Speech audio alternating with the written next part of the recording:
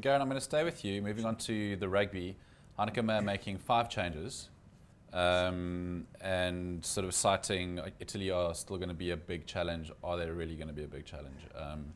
Look, I can't see them being a big challenge. I can see them playing well for 40 minutes, the first half. But, you know, we've played them 11 times, we've beaten them 11 times. I saw the average score was 51-13, so sort of a 39 or 38 point differential. And I don't see it maybe being as much as that. But certainly, I have no doubt we're going to win this game, which makes me a little upset that we didn't make more changes, because now they're going to be players that are unlikely to play at all on this tour.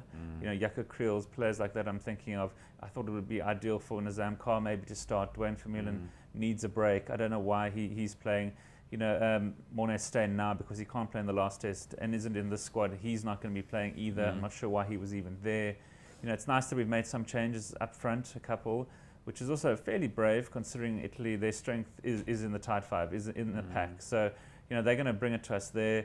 Johan Goosen at fullback, I'm not 100% sure why. Villiers just on the bench. You know, I know he was carrying a bit of a cheek injury, but, you know, Johan Goosen, unless Johannika sort of sees him as a makeshift fullback, he hasn't played a lot of rugby there. So, you know, that change doesn't make too much sense to me.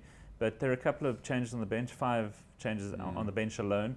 So a lot of inexperienced players that will be called on around the 50, 60-minute mark. A couple that will make their debuts if they do come on, Carr and Julian Redlinghuis, which I think is well deserved. And on his part, he's scrummed incredibly well during Super Rugby and the Currie Cup this season. Nice to see him on the field. Trevor Nyakani starting in the front row after 11 straight starts off the bench. So he deserves his run-on debut as well. But, you know, having said all that, I still think we could have made a few more changes, rested a couple of players. We're going to have to make more changes when we play Wales, and we're not allowed to pick any of our overseas Boks. Yeah. But I just can't help thinking that if this was New Zealand playing against Italy, they would have made 14 to 15 changes, given everyone a chance at that level, sort of building towards those Rugby World Cup matches or pool matches that, you know, you are going to win, but you need to rest your players for bigger matches later on in the tournament. Garen, just a final thought. Obviously, getting a lot of these youngsters experience for next year's World Cup is one of the sort of paramount objectives for Heineken and his coaching staff.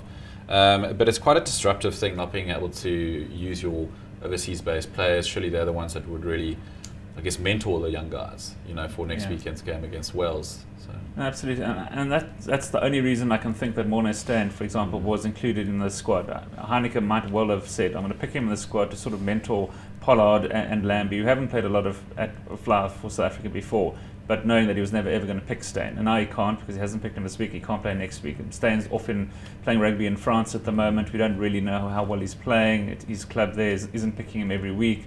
That certainly doesn't help the national South African cause.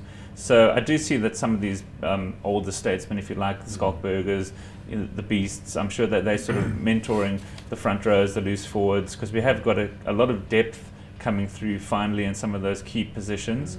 You know, obviously there are some positions we would like more depth. I'm talking, like, thinking about like scrum half, for example, and tight head prop, and tight head prop.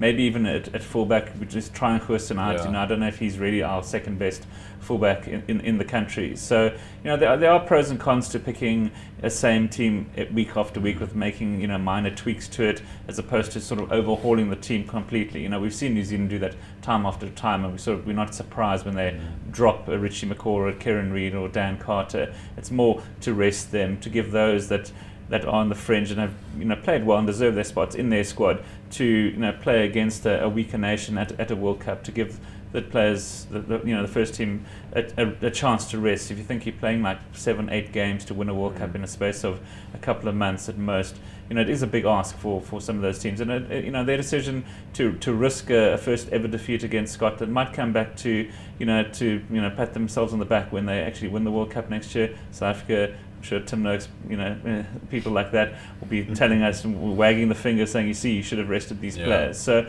you know, it's difficult from both sides. You know, South Africa, as a public, we don't like to see players dropped, and we, you know, have a go at the coach for doing things like that. So, you know, maybe over time it'll sort of grow on us a little bit, but you know, it remains to be seen what happens on Saturday.